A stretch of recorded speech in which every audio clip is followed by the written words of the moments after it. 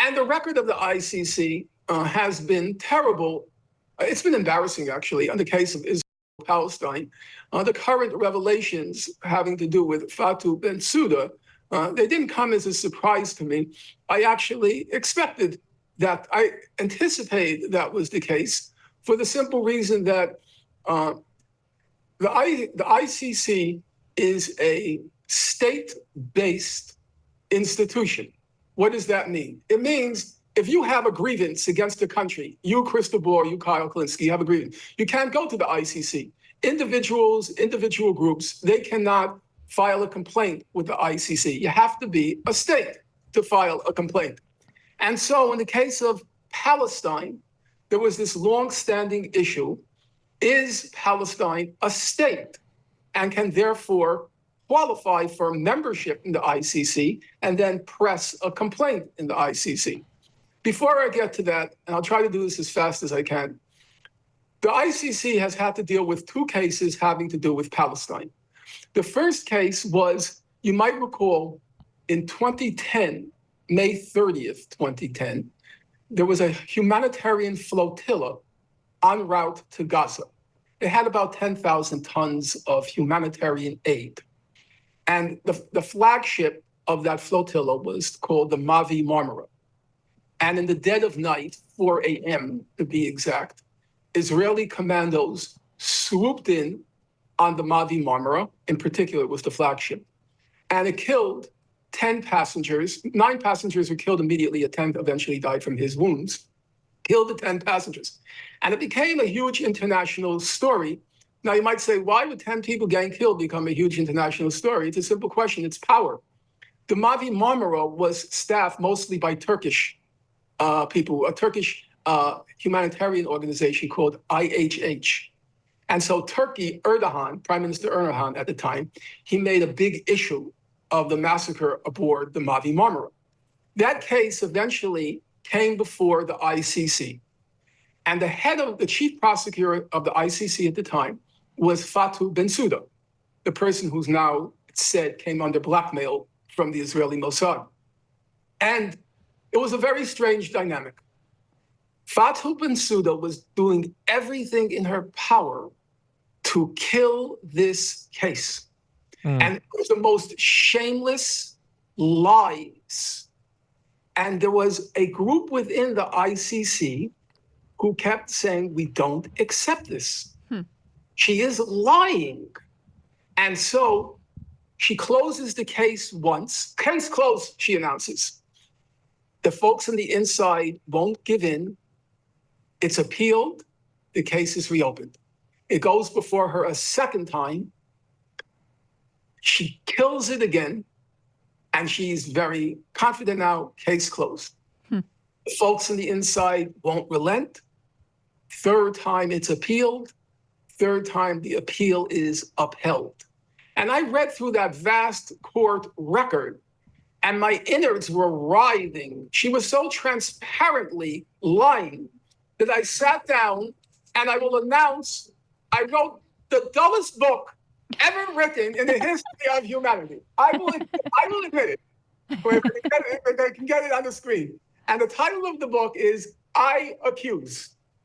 And the subtitle is Herewith a Proof Beyond Reasonable Doubt that ICC Chief Prosecutor Fatou Bensouda whitewashed Israel. And the whole book reads like a lab report. 1.2, 1.21, 1.22, 1.2. Yeah, I admit it, because I was so furious at what was going on that I felt the record had to be put into print. And I hoped, and I mean this, I'm not pretending to be a prophet. I'm very far from a prophet. I can assure you, my books made no profit. So in 2 scores, I'm not a prophet, and I'm not profitable. So 300 copies, my publisher lamented to me, and to which I had to add to him, half of which I purchased in order to send it to the folks at the ICC, because I was hoping, I believe you. I 100% believe you, Norm. I was actually going to bring a box of the books right outside the ICC and distribute it to the people as they walked in, because I knew they'd never let me inside. So I was hoping the whole issue of Palestine would reopen and that they would have this document in front of them. But it was clear to me that something was going on here. Now, Fatou Bensouda had a lot of skeletons in their closet already as a judge in the Gambia. She hails from the Gambia. And there were many credible accusations of corruption leveled against her. So she already came in with, so to speak, a track record, as did, by the way, her predecessor, Luis Moreno Ocampo, who was also a notorious crook. The ICC's ethical standards are not very high. At the time, I said, of course she must be being blackmailed. I couldn't say it in print. I'm going to be honest with you. I try as best as I can with matters of politics where life is at stake, and there, but for the grace of God, go I. They have to be absolutely truthful, because I think truth is the most powerful weapon of justice. In the very end, the last page of the book, the last page, I wrote, Israel will bring to bear every squalid and sordid instrument in its arsenal to stop the ICC. And that was the furthest I was going to go into print for two reasons. Reason number one was I felt I had developed a foolproof case proving that she whitewashed Israel. If I make an accusation about blackmail, I couldn't prove it. I believed that was what was going on, but I couldn't prove it. And that would become a distraction from the case that I had built over 200 pages. So it wasn't like I was afraid to go into print as in a libel suit. No, my concern was I would undermine my credibility if I made that claim. But I decided in the very last sentence to hint at what was going on. Israel will use every squalid and sordid weapon in its arsenal. And it was also my opinion that when Richard Goldstone was a jurist from South Africa. After Operation Cast Lead in 2008-9, there was a huge international outcry at what Israel had committed in Gaza during Operation Cast Lead, because it was unusual, its magnitude. Now it's nothing. Now it's just, if you compare it to what happened in Gaza, it's nothing. Just to fast forward a minute. The worst of the Israeli assaults in Gaza was Operation Protective Edge in 2014. That's right. The estimate is Israel left behind 2.5 million tons of rubble. Do you know what the estimate now is for Gaza? 38 million. 38 million tons of rubble. They estimate it'll take 10 to 15 years just to clear away the rubble before they can rebuild Gaza. Wow. In any case, after Operation Cast Lead, there was a huge outcry during and after. And the Human Rights Council, which had a kind of shady reputation, I'll acknowledge some of it is warranted, I will acknowledge that, they decided they were going to do something unusual. They appointed Richard Goldstone to conduct the investigation in Gaza after Operation Cast Lead. Why is that unusual? Richard Goldstone was a reputable, a very high-ranking international jurist. He was Jewish, and he was a self-identified, I'm not using the term in the form of an epithet, he self-identified as a Zionist. He was very active in Zionist causes, and he sat on the board of directors of the Hebrew University. And his daughter was an Israeli citizen. She had done what's called Aliyah. She immigrated to Israel. And the court said to Richard Goldstone, it said to him, you can write your own terms of the investigation. You decide how you're going to conduct it, who you're going to interview. They gave him carte blanche. And Goldstone, who, as I said, was a self-identified active Zionist, he said, well, I'm left with no choice. If they're telling me I can write my own terms of investigation and whatever I present, they'll accept, he said, I have to accept as a matter of professional honor and integrity. He has to accept this appointment. He accepted, and he went with three other members of his official commission, or mission as it's called, and he wrote an utterly devastating report. I mean, it could almost bring tears to your eyes, the fact that somebody was speaking honestly about what has been done to those people. It was about 400 pages. It said Israel was guilty of multiple war crimes. Israel was systematically terrorizing the population of Gaza. Israel was guilty, plausibly, also of crimes against humanity. Among the crimes against humanity he pointed to was the blockade of Gaza. Not just a war crime. He said aspects of it plausibly rise to a crime against humanity. And it was a huge, huge victory.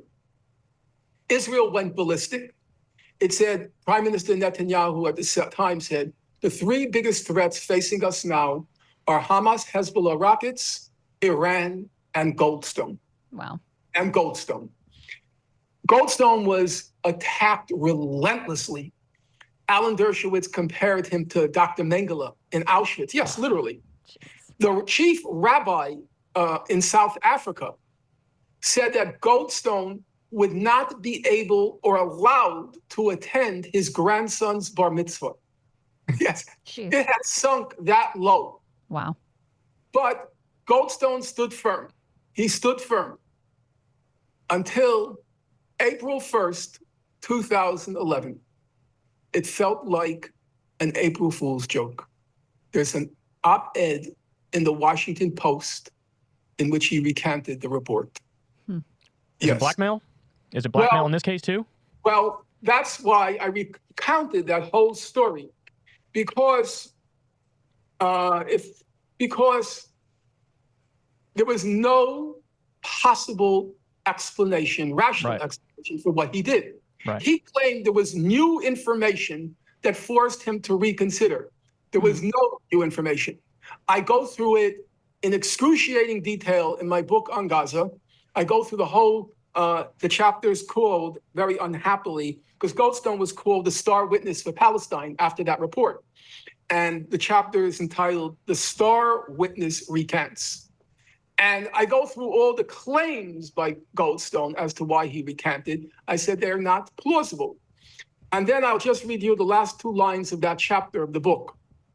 In a devastating dissection of Goldstone's recantation, John Dugard, he is another senior international law expert, also from South Africa.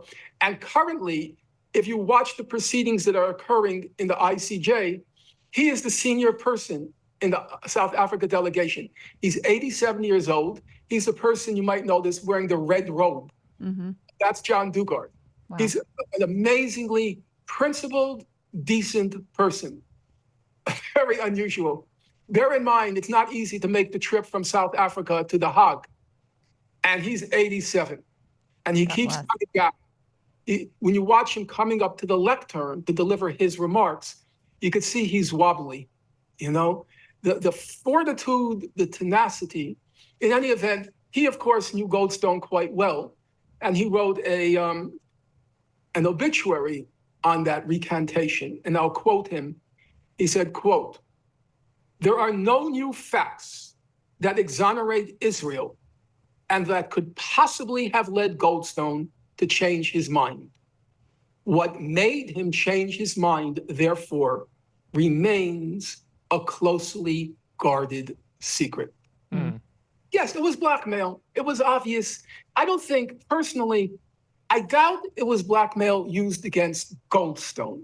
If you were asking me, pure speculation, and I always make a distinction when I'm talking between when I'm speaking factually, where I feel on terra firma, I feel confident, and where I'm speculating, where I have to always acknowledge it's speculation. I believe they probably, like with Bensouda, with Fatou Bensouda, they probably found dirt on maybe his daughter, because she lives in Israel. So maybe she was having an affair. Maybe her husband was having an affair. And they bring the dirt, the tape recordings, the pictures. And you can understand, you can imagine his daughter saying to him, "Daddy, Daddy, please take back the report. They're going to destroy our marriage. You're going to destroy our grandson." So I actually, I had some sympathy for him. I was pained and anguished by what had happened, because now the court had, the document, the Goldstone Report, had lost all its credibility. It was dead. And I myself had invested a large amount of time in just trying to commit the whole report to memory, because it worked as such a powerful weapon in the court of public opinion. If Goldstone, an avowed Zionist, is saying that Israel is purposely terrorizing the civilian population of Gaza, well, you're going to have a very tough time refuting that. So it was a huge defeat, a huge setback, but I kind of got it. You see, that's the difference in my mind between, I remember even Professor Chomsky, because I talked to him a lot about it, even in public, he started to say, well, I could understand, because Professor Chomsky was a father and he was a grandfather, and you can understand when you have that kind of blackmail and your kids are begging you. Well, it's one thing to take the hit yourself. Yes. When you're talking about kids, grandkids, Yes. that's actually more devastating. But like when